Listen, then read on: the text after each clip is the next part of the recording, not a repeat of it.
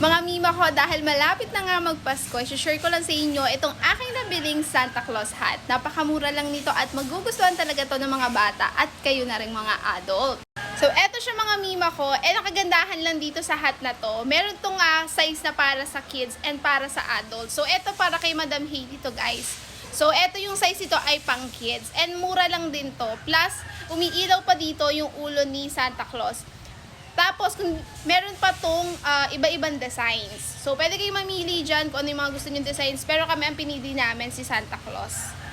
Tapos, etong suot-suot ko naman mga mima ko, eto naman for adult. And syempre, talaga napaka-iconic na nito. Kasi nga, matagal na natin itong nakikita. And alam nyo ba mga mima ko, mura lang din to. Compare kung bibili nga naman kayo sa palengke. Pero syempre, nagtindihan naman natin mga mima ko, pag bumili kayo sa palengke, syempre nagbabayad sila doon ng pwesto. Pero kung kagaya ko kayo na nagtitipid na rin, at syempre nag-iipon na rin ng mga ganito pampasko, dito na kayo mag-checkout sa ating Yellow Basket kasi mura lang talaga siya mga mima ko. Plus, ang cute-cute lang nito kasi may 3 colors yan.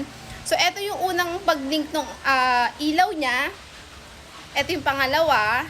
Yan yung pangatlo. Yung naka-stay lang siyang ganyan. So, eto namang dalawa na to ay para sa akin at saka para kay tata. And ito naman ay para kay Madam Hailey. Pero kung gusto nyo ng pare-parehas kayong ganito, meron kayong pagpipilian ng pang kids and pang adult. So, maganda to mga mima ko kasi may choice kayo dito ng sizes. Kaya mag-check out na kayo mga mima ko para hindi kayo maubusan ng stocks. And syempre, hindi rin tumaas ang presyo niyan. Sige, yun lang. Bye-bye!